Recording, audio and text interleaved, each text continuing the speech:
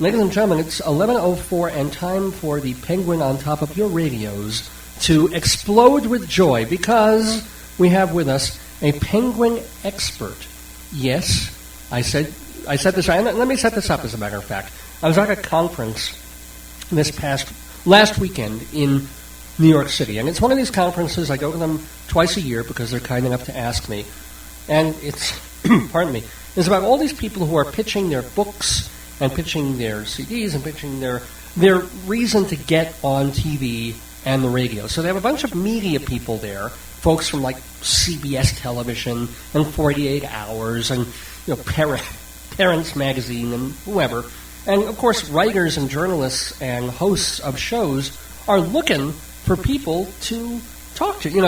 We figure it isn't just all celebrities pushing their movies or big rock stars who get on these shows. If you put on your morning television, a lot of these people are experts in some kind of field. They write cookbooks. They've had big life-changing stories that they want to tell.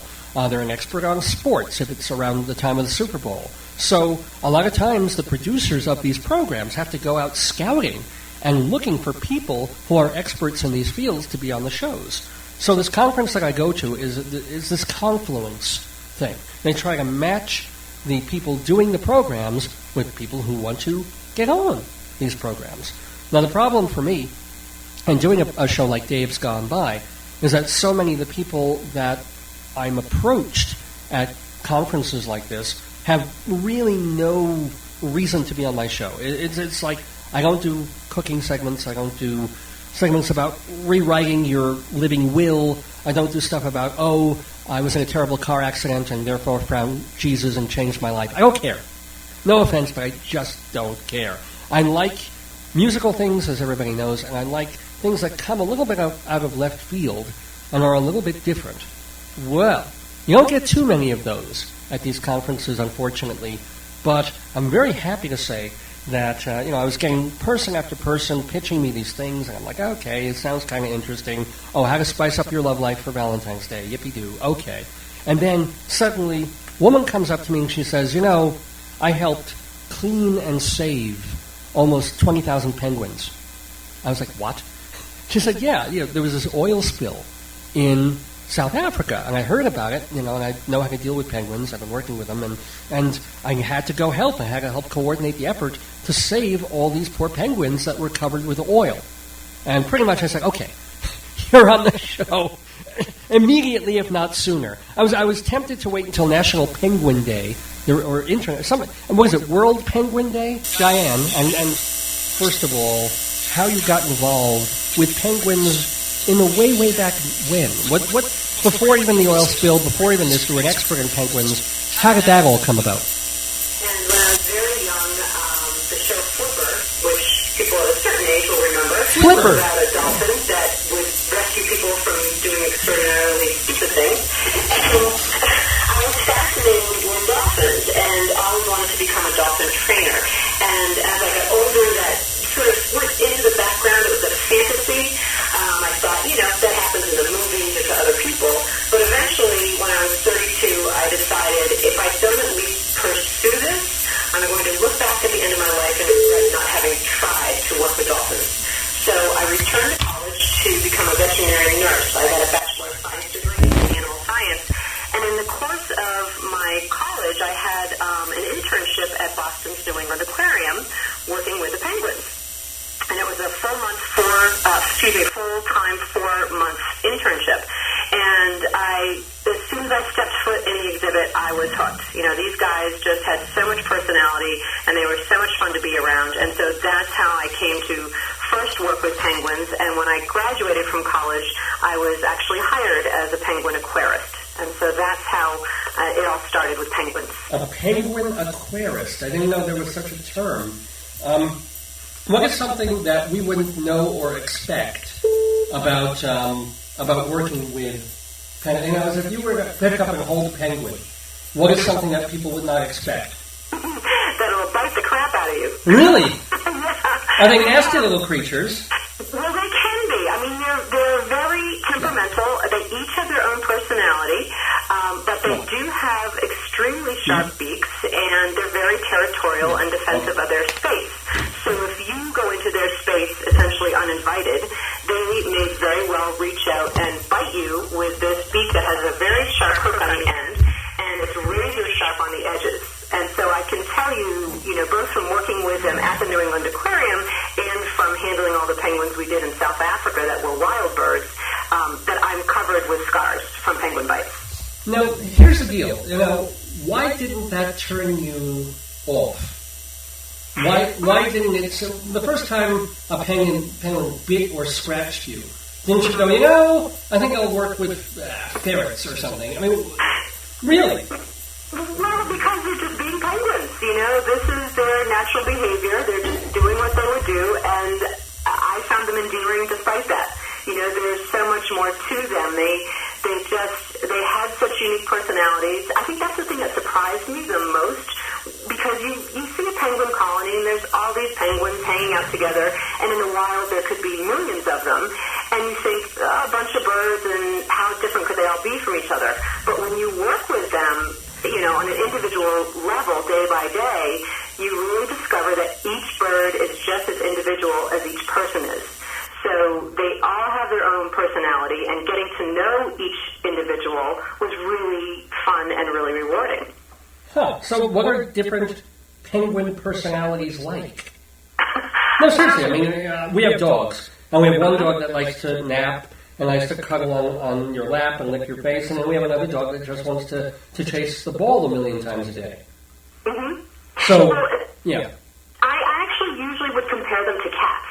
They really remind me of cats in that they recognize their names. So each bird at the New England Aquarium has its own name, and they all know their names. And so, like a cat, if I called a penguin and it felt like coming over to visit me, because we would be in the water in wetsuits, and if it felt like coming over, it would swim right over and greet me. Oh. And if, on the other hand, I called a penguin and it didn't feel like it would look at me over its shoulder and just swim away in the opposite direction. So they could be aloof, they could be affectionate, and for example, there was one penguin that we had there named Good Hope, and he was the largest bird in the exhibit, and he was a very territorial male, but he had a habit of dive bombing people underwater. And so he especially did not like women. He was raised primarily by male aquarists, and for some reason he didn't like women, so he would dive bomb you underwater.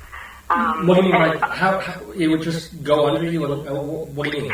Yeah, well, our exhibit at the New England Aquarium has water that's about 4 feet deep, 3.5 to 4 feet deep, and so we would get into wetsuits and walk through the exhibit to clean the islands and vacuum the pool and feed the penguins. And so what Good Hope would do would be to suddenly go underwater and come speeding at you underwater and just bite you on the buttocks or the thighs.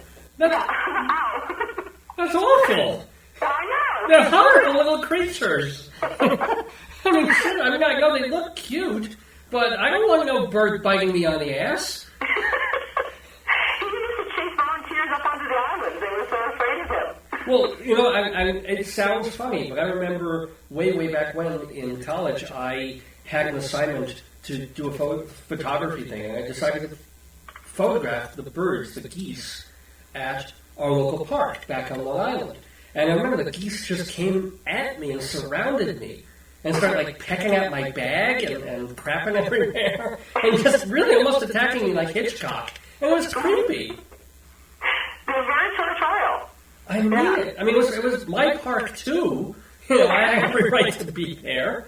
But they're pecking and they're almost their crotch high. So you get a little creeped out, So, all right. So let's get to the story that you tell in your book, The Great Penguin Rescue, which is published by. Let's see. This is. I can't see it. Free Press, which is an imprint of Simon & Schuster. Oh, cool! And you also say that if people buy the book, a portion of the proceeds from the book are going to Penguin Rescue. Is that correct? That's correct. It's going to Penguin Rescue, 20% of my proceeds, and also just as I was finishing the final round of copy edits, the Gulf oil spill disaster occurred, and so now part of my proceeds are also going to go to Gulf oil spill relief and restoration efforts. Actually, I have a question that has nothing to do with anything that anybody listening would care about, but my wife and I are going to New Orleans in about 3 weeks. Is it safe to eat the seafood? I wouldn't. Really?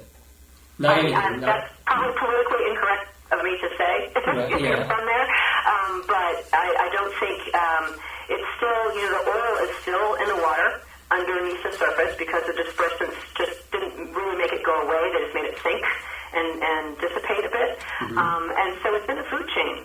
So personally, I wouldn't eat seafood there. Until when? Boy, that's a good question. I mean, I think this is going to be impacting that area for decades, and I don't know the answer exactly to when it's going to be completely safe and completely eliminated from the environment, but I don't think it's going to be for quite some time. Okay. Well, let me ask. I mean, this is a really selfish kind of a question, but it's a selfish, shellfish kind of a question. But if they're taking shrimpies or clams or whatever, scallops, and they're boiling them before they cook, to eat them, is that getting out the ugh, or is it still there? I don't know. I mean, not being a chemist or a scientist, but as far as I know, that's not going to get rid of the toxins. The dispersant that they use is not just the oil, it's also the dispersant, the Corexit that was used. And in fact, I was supposed to go to the Gulf to help with the cleanup, the bird rescue efforts there, because the same people I was working with in South Africa were down in the Gulf overseeing the de-oiling of the pelicans and the birds. And I was going to go and stay for a month, and just before I was leaving, the information about the Corexit started hitting the papers. And this was the same dispersant that was used after the Exxon Valdez spill in Alaska 20 years ago. And 20 years later, most of the workers that were on the front lines of that cleanup effort, the ones that were spraying the Corexit, they're dead. And if they're not dead, they have chronic respiratory problems, and they have all sorts. I mean, it affects every system essentially in the body. And one of the things it also can do is cause kidney failure. And I was just born with one kidney. And I'd really like to keep it. Yeah. I'd like to keep it. So. Wait. What the hell did your parents do with your other kidney? I don't know. Offered it to the highest bidder. I don't know what happened. Wow. You do have to be careful in that. I mean, they wouldn't have. I guess when you're born with one kidney, they don't want to transplant another into you. They figure you're okay with one, right? Is that the deal? Wow. Right. The one's functioning fine, but only having one and not having a backup. I felt as though, it was really strongly recommended that I did not go to the Gulf. But there are people now living there that are having really horrendous health problems now. And it's primarily because of the Corexit that was sprayed down there. So, personally, I would not swim in the water. I wouldn't go swimming in the ocean. Okay. They brought in a lot of sand to cover up the oil on the beaches. So it's not as though it's all gone. It's just covered. So I wouldn't, be hanging out on the shore, I don't think, if I was going there. Good Lord. Good Lord. Maybe we'll go to Baton Rouge instead. Maybe we'll go to Arizona instead. But let's talk specifically about what brought you from Boston Aquarium to that one big oil spill. I mean, there is a difference from learning stuff in an aquarium, becoming an aquarist, and physically going down during a crisis and coordinating the polishing up of 20,000 birds. So how did that really work out? Well, it certainly is quite a paradigm shift to go from being in your exhibit with 70 penguins to walking into this massive warehouse filled with 19,000 oil-covered penguins. Yeah. And I was not coordinating it. There were the two main groups coordinating this were IFA, the International Fund for Animal Welfare, and IBRRC, which is the group that was down south, the International Bird Rescue and Research Center. They're based in California. And then SANCOB is a local penguin rescue center in South Africa. So they were sort of the three primary groups overseeing everything. I was brought in, I was part of the first team of penguin experts to fly in from the States. There were 8 of us on that flight. And we arrived just 1 week after the oil spill occurred. And we were immediately put to work as rehabilitation supervisors. And so we each were given different tasks. So, for example, 2 of the folks on my team, Gail Sierpinski and Martin Vince, they were put in charge of making sure the food for the penguins, the sardines or pilchards that were being fed to them, were being properly thawed and prepared, and vitamins were being put in them, etc. Yeah. On my job with my coworker Heather Urquhart from the New England Aquarium, we were put in charge of running Room 2, and Room 2 had 4,500 oiled penguins in it. Good Lord. Yeah, that's what we said. And so we essentially had to be training completely inexperienced volunteers that would come in. There were 1,000 volunteers that came to this rescue center to help on a daily basis. Yeah. And over the course of this rescue, 12,500 volunteers came. None of them who had any experience. So our job was to train them how to safely handle the penguins, how to force feed them. So every penguin had to be force fed several fish a day. And there were other groups that were training volunteers how to actually de-oil the penguins. Well, here's let's this is the day before Halloween. So if you want to give people a really kind of awful, creepy, scary feeling, tell people what happens to a penguin when it's covered with oil. If it isn't treated, if nobody helps it, what's the time frame, and what physically happens to an oil-slicked penguin? Well, what happens to an oil-slick penguin? First, at sea, when they get oiled, a few things can happen. They can actually become waterlogged and drown because the oil clumps up and separates their feathers, and so now the ocean water can get through and penetrate down to their skin, and they can become hypothermic. They get too cold. They also can get waterlogged because that water now gets into the downy base of their feathers, so they can drown. If they make it to shore, and what they'll do is head for shore because they're so cold, they head for shore, and if nobody comes along to rescue them, essentially they will stand on shore and starve to death because it's too cold for them to go into the water to hunt for food.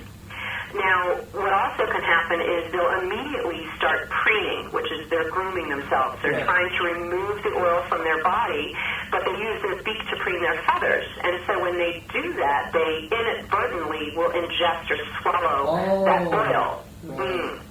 Now, what happens when they swallow the oil is really the awful part, is that it has a number of different effects. They'll become dehydrated, but also it will start to break down their red blood cells. They'll burst the red blood cells, and they'll become anemic. They also, it just becomes completely toxic in their bodies. And so they get bleeding ulcers. The mucous membranes inside their mouth, in their stomach, will become ulcerated. And so eventually they'll die from toxic effects of that essentially, oil. they turn into old Jewish men. That's what happens. But seriously, I mean, it's horrible. It's awful. I assumed it was more like a Goldfinger thing, where if you paint everybody in gold, it seeps in and it's toxic because it's covering all their any membranes that they can get air through. But you're saying no, it's more internal, it's more ingesting, and the whole thing about them becoming cold in the water, and it's really awful stuff. So then now the flip side of that question. You got a penguin that's covered in oil. How do you clean it?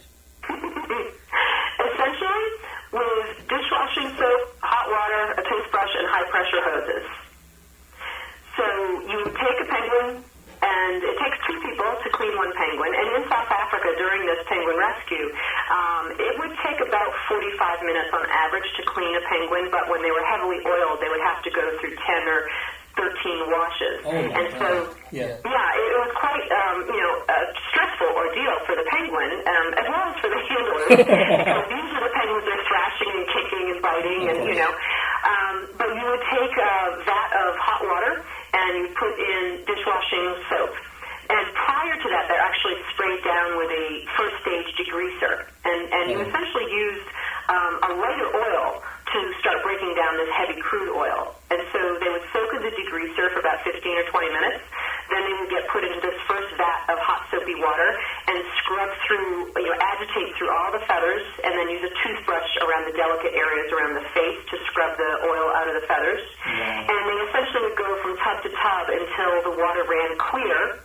And then once the water runs clear, indicating there's no more oil on the feathers, they they would be rinsed with a high-pressure hose. Now, in a normal situation where you just have a few penguins, you would rinse the penguins for about a half hour. Because if you don't remove all of the soap, that will interfere with them being able to waterproof their feathers again. Oh, yeah. And so, but because we had 20,000 penguins to watch, we couldn't spend 20, 30 minutes. Yeah. Right. So they go through a brief 5-minute rinse, and then they go under heat lamps to dry out overnight. And then they will be swum for 1 to 2 weeks in these large pools of salt water. And that would essentially, they continue rinsing out the rest of that soap residue on their own. Oh. And then once they're waterproof, then they can be released again. Now, assuming a penguin goes through this entire process, how close are they to normal, to the point where had they ever been in an oil spill? In other words, has it still cut years off their, I don't know how long a penguin lives actually, but I mean, what percentage of normal are they if they've been cleaned?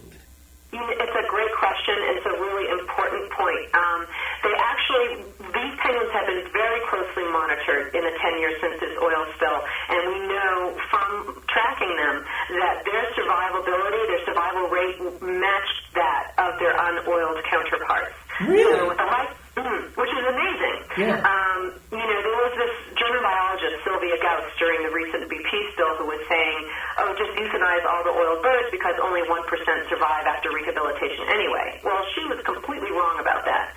We actually saved 90% of these oiled penguins, and they went on to live just as long as the birds who had never been oiled.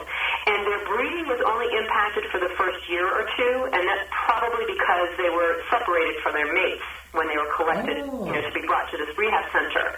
But after that, they've gone on and they've become just as reproductively viable as their unoiled counterparts.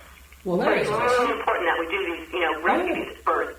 Yeah. Hey, here's something I'm curious about. When you were doing, obviously you're taking proceeds from the book to help with these kinds of these spills and these disasters. Did any money when this boat? What was the boat that? Ironically called the Treasure. The Treasure, right? Mm-hmm. Did they? How much money did they put towards cleanup? And did that money include penguin money, or was it just for the water? They actually were held responsible for paying for everything. So they had to pay for all of the rehabilitation efforts for the bird, as well as all of the cleanup of oil in the environment. And that was a bill of about $6.5 million US. Which was a drop in the bucket to them, I'll bet. I'll bet it was nothing. I'll bet it was a drop in the bucket to them, Yeah. Oh, yeah. That's really right.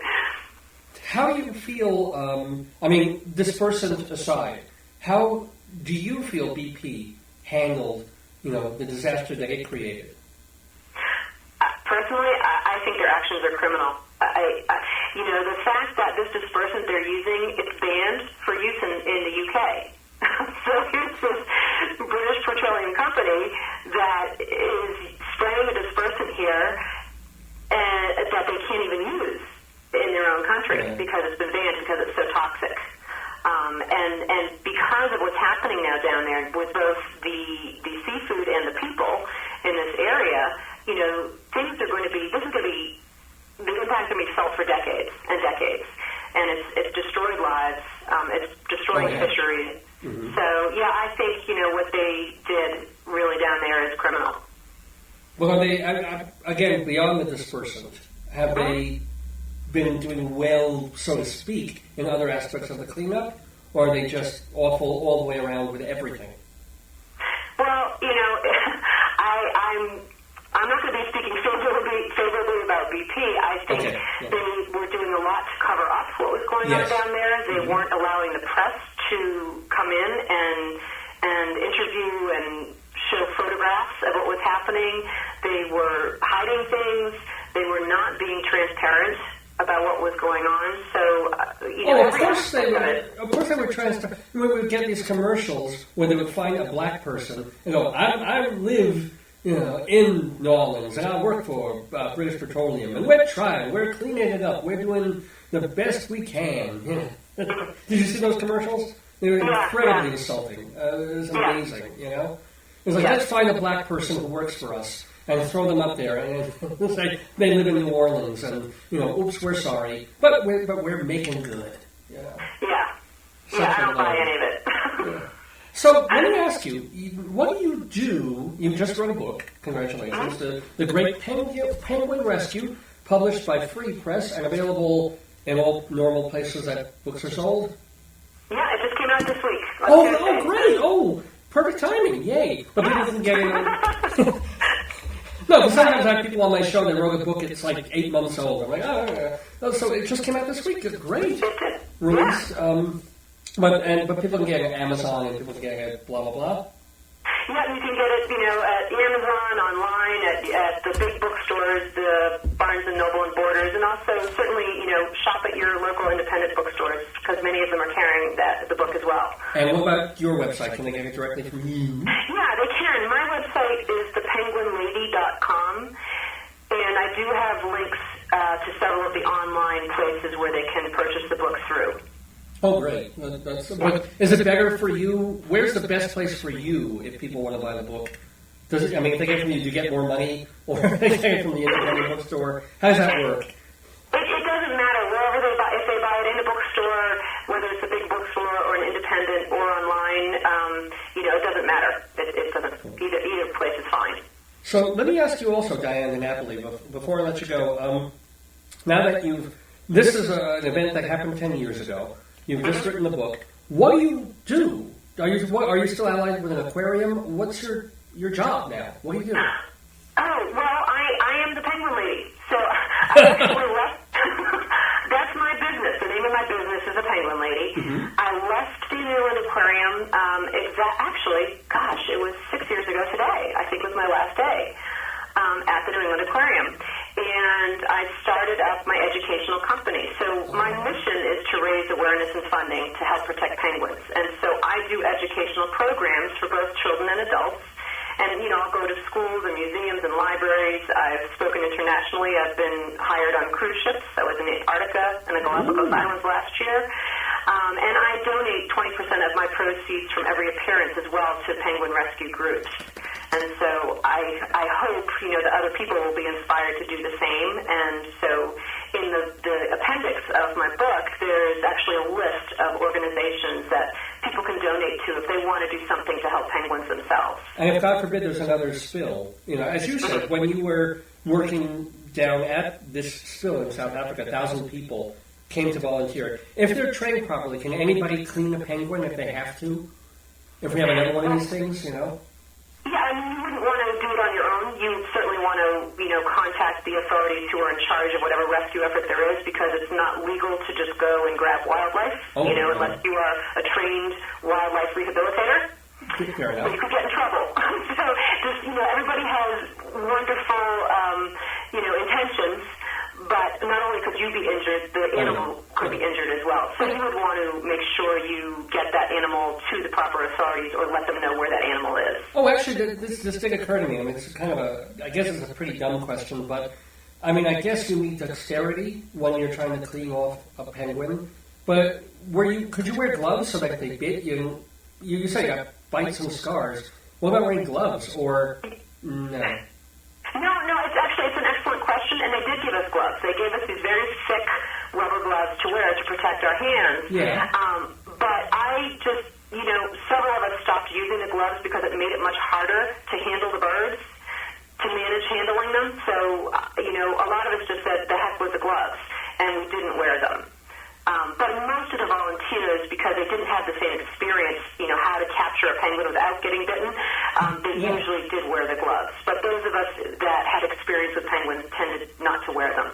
Cool. And the one thing I also kind of wanted to ask you about, since we didn't really get into the book so much, is that some of your colleagues were characters, in a manner of speaking. So you could just tell us, because I want to give people another reason besides helping penguins, or if they're interested in the birds, that there's some human interest in the book. It isn't just, here are the penguins, we clean them, and, these companies are bad when they're crashing into things and leaking oil. What are some of the human interest kind of kooky characters that you work with? Well, I think this, there's sort of two parts to my book, or to this whole story. And one of it is the animal rescue effort, the physical capturing the penguins, cleaning them, restoring them to health. But the other piece really was this human story, which was so incredible. I mean, I think one of the things that stays with me the most were all of these people that came just because they cared about these animals. So 12,000 people who had no experience came because they wanted to save the penguins. And it was something that those of us in these positions of helping to run things, every time we started to think about it or talk about it, we would just start crying because it was so moving. And it really, everybody kept saying, it's restored my faith in mankind. You know, here people have caused this awful disaster for the penguins, but all these people are here because they care about the animals and want to save them. So to me, that was a huge part of this rescue effort, was what happened, the human response to it. You know, but when I was talking more specifically, like in the book chapter, it mentions co-workers like Big Mike, or you know, tell us about something. There was a guy named Welcome. That was his name. Welcome. He was such a sweetheart. Welcome. He was Xhosa from the Xhosa tribe in South Africa, and if people aren't familiar with Xhosa, they might have heard of them because they have this click language that I can't do it. Yeah, you know what I'm talking about. Yeah, like Miriam Makeba. Yeah, exactly, that language. So Xhosa. And so Welcome, part of my time was spent at this huge warehouse that had been set up, and part of it was at Sandcock, the local rehabilitation center, which they had become overrun with penguins, which is why they had to build this satellite rescue. And so my time was divided between the two rescue centers. And Xhosa was a volunteer, Welcome was a volunteer at Sandcock, and he just had the most gentle spirit.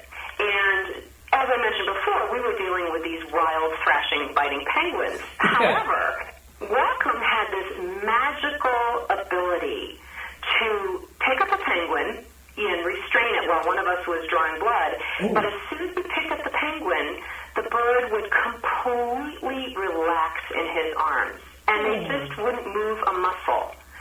And even when I'm poking them, in the toe, getting blood, the bird isn't moving. It's not responding. And he just had the most incredible ability with these animals. It was almost like this psychic connection or something. Yeah. And so, after the first time that I was working with Welcome, I said, please, you have to promise me you'll be my handler for every bird I have to draw blood from. It was really a beautiful, beautiful thing to watch. If I were still dating, I want, this guy's my wingman. Literally.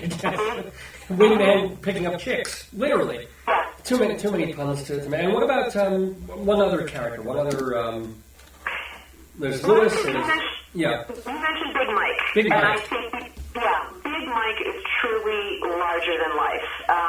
He runs a martial arts school in South Africa, and he came as a volunteer at the very beginning of this rescue effort. He had a friend who was a volunteer at Sandcock and said, we need help, collecting the birds and then building this rescue center.